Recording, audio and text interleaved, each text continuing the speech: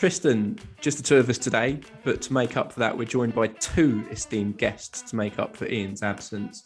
It will be Chris from Absolute Sales and Lettings and Jamie from Saltwater Escapes. It isn't just those taxation pressures and potentially some regulation around the corner that limits holiday home ownership specifically. There's other wider factors that I think are going to put more pressure on homeowners and potentially make it more challenging to come into a holiday letting. So, fuel pricing at the moment is obviously crazy. The impact that can have on your operating costs all year round is really significant. These guys are based in Brixham, down in Devon.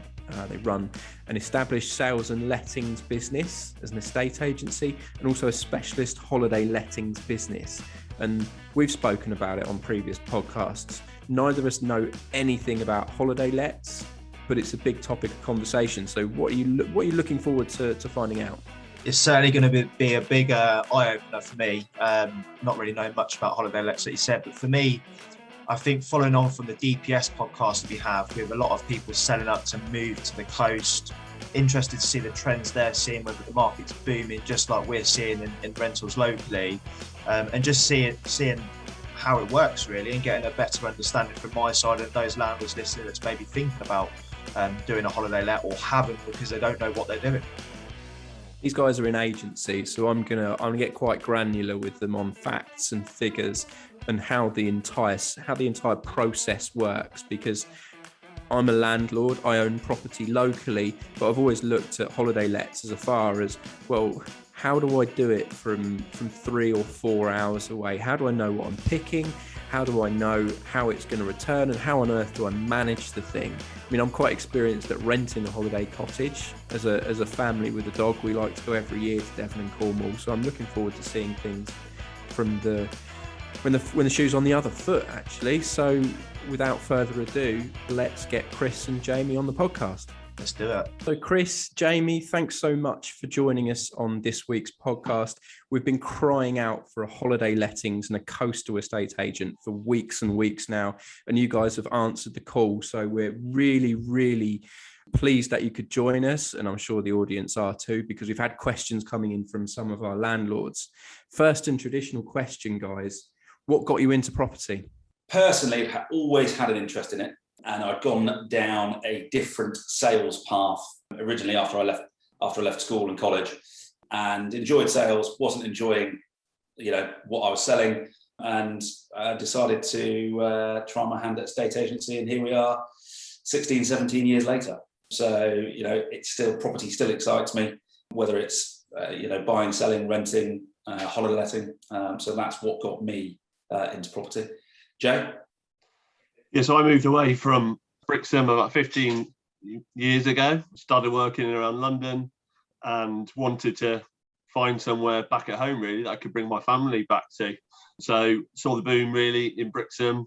That'd been there for some time actually, and thought from an investment perspective this makes sense, but also knowing the area as well. After growing up, it made complete sense to get into it and invest into something which had a really strong, sustainable future. So Jamie's made the move from Brixham up to Hampshire, near where we are, and then back down again to create this holiday lettings business. What about you, Chris? Are you a Devon man through and through? Are you well travelled as well? I've been accepted, I think is probably the right terminology. I was a blow-in from the Midlands when I was a lad, and moved down here when I was 5, and all bar a little 6-month stop off in Frome and Trowbridge. I've been here for 30, I don't know, whatever it is, 36, 37 years, something along those kind of lines.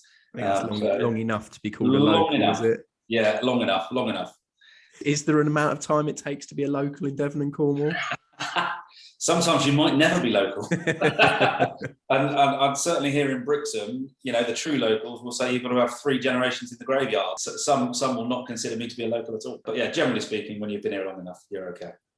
So the small talk question that all of us round this table are always asked in the pub or over dinner is how's the market? What's going on in your part of the world? It's still very, very busy. There is and I keep saying this every time I go out to a valuation. There's still a big gap between supply and demand, and the supply just isn't there at the minute. Really locally here in Brixham, and as a company, we've got five offices, and pretty much all 5 offices are seeing exactly the same thing. And that is that they've been trading on about 50%, of their normal stock for well over 12 months. So yeah, it's been hard going. Very, very much hand to mouth. It comes in and goes out pretty much straight away. And today is a classic case in point here in Brixham. We put 3 on the market late on Friday. All 3 this morning have sold. So yeah, it's still very much hand to mouth. My best guess, gut feeling, experience tells me that with everything that's going on in the wider world, I would have thought somewhere around the 2nd, 3rd quarter of this year, I would think it will start to slow down and plateau. And I think that gap between supply and demand will start to close up. So yeah, I think somewhere between July and September, I think we'll start to see the market plateau in terms of pricing, and will probably become a bit more what we call a buyer's market. Yeah, I think nationwide we're certainly seeing that trend. Although you don't feel it yet, there's actually more houses coming available than there were this time in 2019 by about 5%. But because there's so little on the market already as available stock, people just snap like piranhas around the new listings, and they go absolutely crazy. What about yourself, Jamie, with holiday let bookings? Yeah, so I bought my first holiday let about 6 years ago now. That's how I ended up getting into this business. Got a real taste for it, really enjoyed it. At the time, if I cast my mind back kind of 6 years ago, there's already a lot of demand for holiday let accommodation in Brixham. That's, I think, steadily grew every single year. And then we hit COVID and it went absolutely crazy, but effectively just accelerated a trend that was already there. We now come out of it at the other end. It's brought a lot of new visitors to the area. A lot of them have seen Brixham for the first time. A lot of them looking to invest and put the two together are now looking to take their first steps onto the holiday let market. So really exciting. We've grown the business. We started off Saltwater Escapes back in April 2019. So just before COVID started. We're now up to about 18, 19 properties just in and around this local area. About a year ago, we had 7 or 8 properties on the book. So that just shows you how much more ownership there is and just how much help people need at the same time, just because it is these are new landlords that are people coming in. Are they new landlords rather than you taking business from other companies? Correct. So new business, new owners, and you can definitely see that just in terms of the amount of inventory now. Whenever you hop onto Airbnb, you look for a cottage or an apartment in Brixham, put in your weeks and search for it. The amount of options now available is probably double than what it was over a couple of years ago. So it is a lot more competitive than what it was, but it's a hot market at the moment. Everyone wants to jump into it. Is demand still outweighing supply from the point of view of us suburban folk looking to get down for a week in the sun?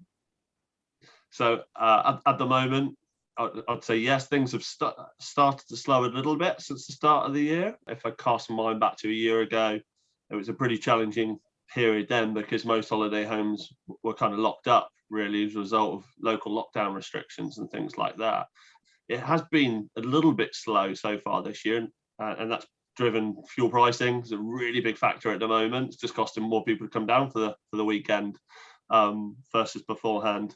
So I would say that's a concern, but it isn't really. We're looking at demand now over the summer is still really, really strong. Our occupancy for most of our properties over the peak summer period is about 80% already, and we're about 3-4 months away from getting into the peak season as well. So that's a really good place to be, I think, at the moment. People's habits are changing as well, aren't they? Seeing a lot more last minute bookings, and a week, 2 weeks before, seeing what's around. Or let's nip here for the weekend. One of the benefits of where we are geographically is that I mean, where Jamie was before he moved down, it used to take me 2 hours, 2 and 3/4 hours to get and see him. So it wasn't the longest of journeys. So people are making those sort of last minute bookings as well, aren't they, Joe? Yeah, definitely. I think technology is a massive enabler in that now. So tech companies have got all of your browsing behaviour. They know what you're interested in. You might have actually looked for a Brixton-based stay a couple of months ago for the same dates. You didn't decide to go for it for whatever reason. And they just find ways of remarketing these things to you because they know that you're interested in certain things. They've got all your previous browsing behaviour. So technology definitely has played a big role in some of that. There's definitely a big trend around what they call slaycations, stays over the winter periods, becoming much more popular particularly around this part of the country. So yeah, the winters aren't brutally cold, quite mild. It can get some pretty wet, windy days, don't get me wrong, but perfect for anybody wanting to explore a new part of the country, bring their pet along as well. There's plenty of places to explore, coastal path here as well. So the demand for breaks during the lower season, I think that's probably the most change I've seen since I became a holiday home owner 5 years ago. It's always really busy. Brixton has always been really busy during the school summer holidays, but it's always really busy here now, isn't it, Chris? Even November, December, January, there's a constant flow of people going through the town. I still remember coming back from an appointment. It would have been probably November sort of time last year. I've never seen the harbour side so busy at that time of year, ever.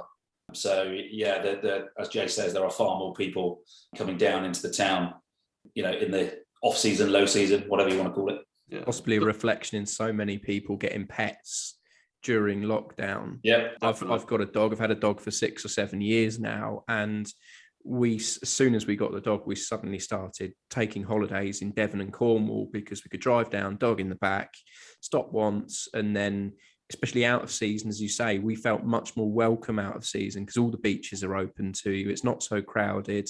All the pubs are open to you, and particularly the independent shopkeepers. You can walk down the street with your dog and the shopkeeper will actually invite you in with the dog rather than having to tie the dog up outside because it's so geared towards that kind of lifestyle. It's interesting. I went to, for us, a little weekend away. We popped down to Cornwall for us. It's only an hour and a half. We went down to St Ives around the time the summit was there last year. The town was horrendously busy. Awful. But I said to my wife, I said, you know what, actually it'd be lovely to come back here in the winter, which we did. We went back in November and it was a totally different beast. Everybody was much more welcoming, and it was nice. I'm glad I did that. It's a nice time of year to go. Got to see a bit more of a real town, I guess. Yeah. So Tristan's a bit more of a nuts and bolts man around lettings. I think he's itching to ask you about taxation and qualification and the government. So I'm going to let him pipe in now. Thanks, Mike. Yeah, I just wanted to sort of step in, to be honest with you. Is your prediction similar to Chris's with it slowing down in the second half of this year, with obviously the talks of potential change on taxes? In Wales, they're seeing second homes increasing by 300% on tax to try and avoid, local people aren't able to buy locally because they're being outbid by second homes and so forth. Do you see this slowing down? What's your predictions on this? I think from my perspective, we've definitely seen in Brixham and other parts of South Devon similar sort of trends to some of the areas that you've just spoken about. So it'd be interesting to see what is done. I think it's definitely putting pressure on, a number of people trying to buy for the first time down here, 100%, people renting. But at the same time, it is bringing a lot of investment into the town. Brixham specifically, traditionally a big working fishing port. My father's actually a trawlerman still to the day. My granddad was a fisherman as well. So you qualify for local, Jamie? I've definitely got enough generations at 6 feet under to qualify to be local. You're right. So, anything that makes the town less reliant on something like fishing can only be a good thing. That's becoming a harder and harder industry every single year. So I think it's, as always with these things, it is going to be a balancing act.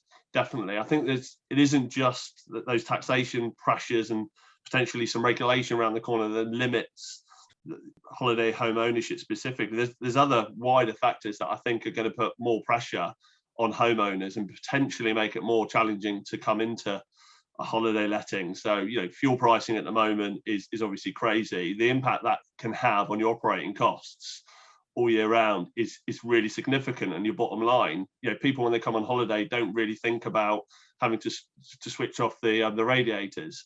They pay to enjoy somewhere for the week, and they'll use it. Oh, the immersion's on, isn't it? The immersion's on 24/7. Exactly. So that is having a really big impact, especially during this time of the year, where your average nightly price is a lot lower than it is in the warmer months, when you're obviously not having to keep the heating going on quite as longer. So that for me, as a holiday homeowner myself, as well as working with owners directly, that for me is just as big as a challenge or concern over some of the pending potential taxation challenges. So how do you address that as a holiday home landlord? Because that's quite a big change. Like you say, you're getting high price when your running costs are low, and low price when your running costs are high. Do you just have to stomach that, or is there a plan in place?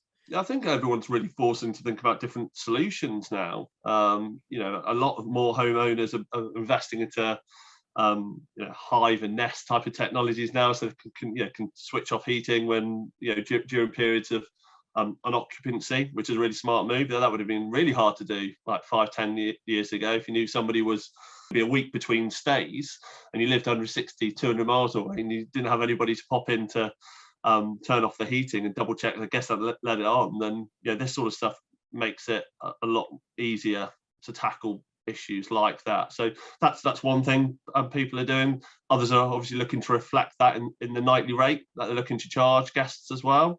So we're seeing inflation pretty much everywhere at the moment.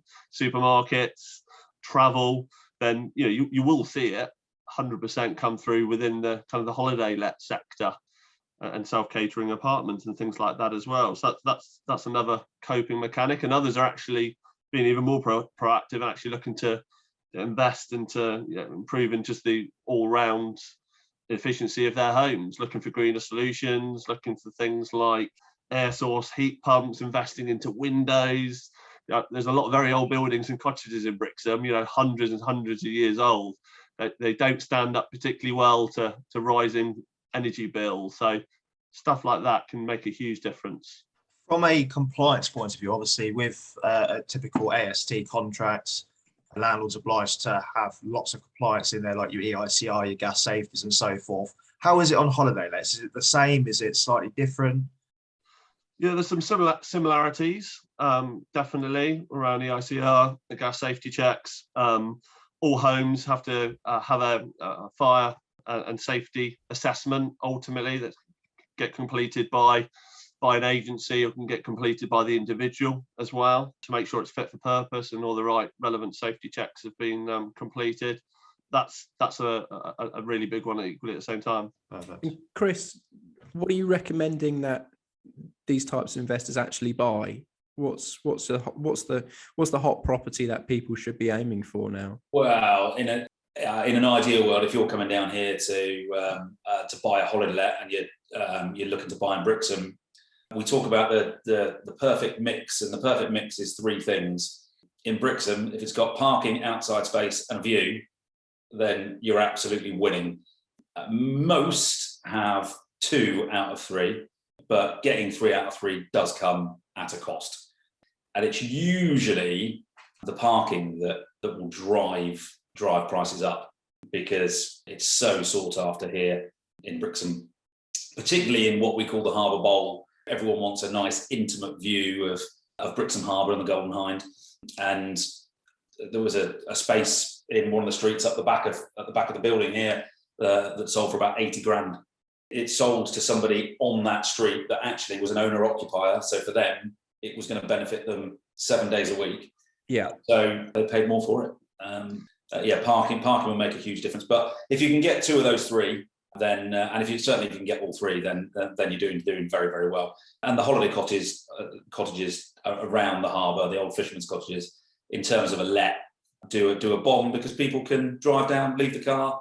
It's a 3 or 4 minute stroll into town and the harbour and the bars and the restaurants. So in an ideal world, that's what we would steer someone towards. But there are some anomalies. There aren't many bungalows to let. So those with disabilities and things like that might look at that kind of thing. But traditionally, if somebody walked into my office door and said, "This is what I'm after, I want a holiday let, ready-made holiday let," then we would probably steer them in the way of a fisherman's cottage. Yeah, I think there's probably three other things on top of that from a guest perspective become even more important when looking for a holiday let to stay in. So one is pet usage. So we've already spoken about obviously the rise in pet adoption and what that means. I think I read something recently that 85% of people, if they take their pet away, will opt for a self-catering cottage or accommodation. So we know they're really popular amongst pet owners. So one is pet-friendly properties. The other one is Wi-Fi now. Actually, Wi-Fi has always been really important to anybody going away, don't get me wrong. But there's more people now coming away long weekends who are actually planning of working in just a different environment. And the amount of questions over the past year we've had around the speed of internet specifically just become more important because people are thinking about doing all their Zoom calls and things like that whilst on holiday as well. Try and get ahead of the game and maybe do work from the place on a Friday, so you've got a nice long weekend as well. So actually the internet has become more important. And the third one is electric car charging points in properties as well. Again, I read somewhere recently Airbnb published something saying that they've seen like a 350% rise in guests looking for properties that have got car charging points as well. That's a really interesting one. It goes hand in hand with your parking space conundrum as well, doesn't it? Yeah, so if you can provide that, then maybe you're future proofing your investment against, like you said, it's getting more competitive. So if you can provide that USP for someone, then it'll be the easy one to take. And as you say, that Friday to Monday, it's exactly what my office manager here does. She was in Barnstaple 2 weeks ago, drove down Thursday night rather than Friday. Very, very nicely works until 1 on a Friday, but worked from there, and you get a longer weekend. Tell your office manager to visit South Devon next time, not North. Bit of competition. So, guys, talking money, what would it cost you to buy in, and what's the likely return on investment? So, obviously, it depends what you're looking for. Something that we know is going to be a good holiday let, whether it's a 2-bedroom apartment or a fisherman's cottage, with some views. Okay, maybe not the parking, but you're going to be starting at somewhere around 250 to 280. And again, something with parking, a fisherman's cottage will be 4 to 450. So you're probably in that 250 to 450 range, depending on what it is, whether it's a flat, whether it's a house, parking, garden, how good the views are. But you're definitely in that range. I would say the sweet spot really for ROI would probably be somewhere around 3 to 320. We sold one last week that Mount Pleasant Road that Jamie actually sent me a link as soon as we put it on the internet. And Jamie said, "There you go, that's a ready-made rental. Let me know if that goes to an investor." And typically, I'd expect to see somewhere around a 10 to 12% return gross on from a holiday letting perspective. Would you agree there, Jay? Yeah, I mean, for the past couple of years, I think we've been even higher than that, just because of the level of demand. Again, reading somewhere recently that the average nightly price over the past couple of years on holiday lets in this part of the country has gone up by 30%. That's a big increase. So if you can find ways then to take out cost in other parts of your operation, then it becomes even more lucrative, doesn't it? A lot of people are looking to manage it themselves, so they don't have to then pay commission to an agency to manage it for them. There's significant savings there. But the good news about any investors looking to go into this space is that there's just so many costs and expenses that can be offset. At the end of the year when doing your self-assessment and your tax return. So I think that's what brought me into it originally, when I was looking at either buying from an AST perspective or holiday let perspective. When I actually sat down with an accountant, he showed me everything that you could actually claim back at the end, or as tax deductible, if you like. It was really significant. So that's one of the main reasons I went into it as well. I would be interested to know. So from the return is great from that side. What's the average stay? I don't know if it's something you can say. What's the average stay from someone visiting, just as an average? And then how much wear and tear would you consider more than a typical AST? Because it's a great return, but then are they decorating more often? Are they replacing items more often? I'd be interested to know from that side. In terms of the average stay, in terms of number of nights. Yeah.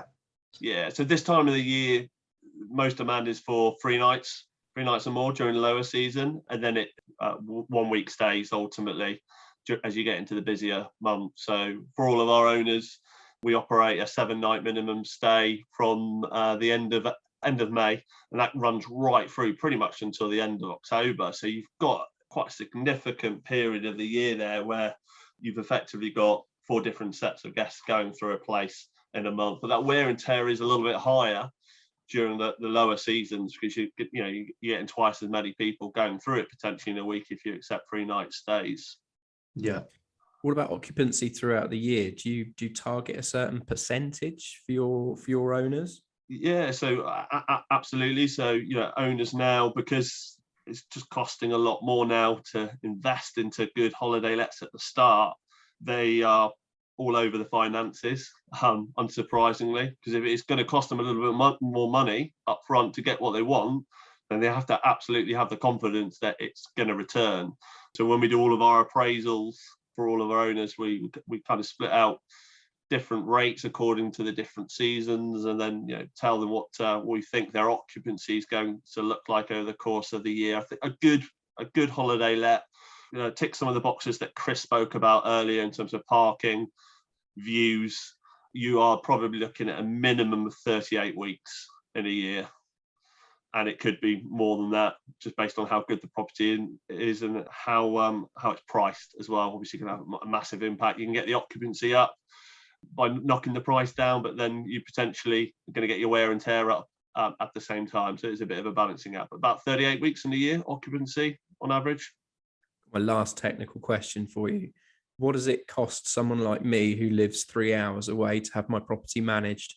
So it depends whether or not you want a fully managed service or just a bookings only service. So if you wanted all bells and whistles, absolutely everything catered for right at the start, right through during the stay, and then after the stay as well, and all the different elements and components associated with that, like ranging cleaners and turnarounds and things, you're looking at 20% plus VAT for a fully managed service. Tristan, let's go on the opinion-based questions. Cool. So it's basically the questions here are quick fire. They're supposed to be quick fire, but we found over the last probably 7 or 8 podcasts, they're not quick fire. They go on for a little bit. But speaking openly, personal opinion questions, and I'll come over to you first, Chris. What happens next in the property market? Later this year, I think we're going to see a period of that supply and demand, as I said earlier on, will close up. There'll be a plateau in terms of pricing. Possibly some localized dips here or there. I think we're poised quite well here to weather the storm. And let's face it, if there is a dip, well, you take rough with the smooth. We've had 20% of increases over the last 2 years. So, if you take a 5% dip, you're still on the up. Perfect. And Joe, over to you. I'm sure I can name 3 of the points, but if you invested in the perfect buy-to-let, what does it look like to you? Some with amazing views. People come here because they want to be close to the sea. So anything which gives you access to that 7 days a week from your balcony, that's the big one. Something that was within a couple of minutes of the town and all the bars and restaurants and pubs as well. So it's convenient and conveniently located. And then parking, demand for parking is huge. So I think a nice 2 to 3 bed traditional cottage that ticks all those boxes is always going to do very well in Brixham. It's almost like I know my job. And Chris, finally, what's the best single piece of advice you can give a property owner? Before you buy, go and make sure, do your homework on the area first and make sure you like it before spending possibly £350,000 on bricks and mortar. Anything you'd like to add to that? Maybe go and have a pint in the local pub as well. Great. Get yourselves in the Blue Anchor on a Friday night. That's the biggest recommendation of the 40 minutes. The Blue Anchor in Brixham, friendly. You don't have to be a local. Apparently, they'll let Chris in. But Chris, Jamie, thanks so much for joining us today on the podcast. Jamie, I'm a little bit gutted you didn't say a 3-bedroom ex-council house in Burnley was your perfect buy to let, just to throw the cat amongst the pigeons and be controversial. But it's been an absolute education for me, and I'm sure Tristan as well. And obviously the landlords in our area will really take some good information from that. If anybody wants to have a chat with Chris and Jamie, as we always say, their details will be on the social links. If you want to reach out to us to go through those people, please give us a shout. But again, Chris, Jamie, thanks very much for your time. So thanks again to Chris and Jamie for joining us. I'm sure you agree it was a really, really good educational 40-odd minutes to spend to learn what they do, how they do it, and how they bring their landlords in, and that you are welcome in the Blue Anchor in Brixham. Other than being welcome in the Blue Anchor in Brixham, Tristan, what was your biggest takeaway? I think for me, the return on investment is fantastic. He said roughly between 10 and 12%, but they've certainly seen higher over the past 18 months. And also the increase of prices have gone up by 30%, which just shows the sheer volume of demand that's gone out to the coast. So certainly an eye-opener, a lot of information to take in there, but they were my key takeaways. What about you? Yeah, there was 2 things actually. One, that Jamie was really reflective of the fishing industry that has obviously paid those small fishing villages a living for centuries is a really tough gig now. So a lot of people down there do welcome the investment of holiday makers spending their hard-earned money in Devon and Cornwall. So you're not the villain by buying property down there. You're encouraging money being spent in their towns. The second part of that was Jamie's expectation is around about 38 weeks out of 52 occupancy. So if, like me, you do enjoy a weekend away or a week away down in the southwest, well, where you're going to book for your holiday cottage could just be yours. And that will mean that you're getting a free holiday that's being paid for by the people who are paying the mortgage and the service charges on your property. So could be a double win. So again, thanks so much to Jamie and to Chris of Absolute Sales and Lettings and Saltwater Escapes for joining us. As ever, if there's anyone that you would like to see or hear on our podcast, please do send the message. If you'd like to be on our podcast, send us a message as well. Until next time, goodbye. I'm flicking through YouTube and through Spotify. I don't think there's a podcast or a video channel on YouTube that landlords could land on where they're not being sold something. I mean, it'd be the first time any estate agents ever asked that question, but why not ask that question to a wider audience? Estate agents have the knowledge there, but they don't seem to share it. You can do different episodes based around someone that wants an exit plan or someone that's just starting their portfolio. The rules change every year. Yeah. So why not just open the floor out and just say, well, is property even the best investment out there? And tax advice is a big thing, especially with everything that's changed, capital gains tax, and obviously your stamp duty costs that you need to pay and whatnot. People don't realise what they need to prepare for. We build a podcast and we build a YouTube channel, somewhere that landlords can go and they feel they're not being sold to, but they're just getting quality advice.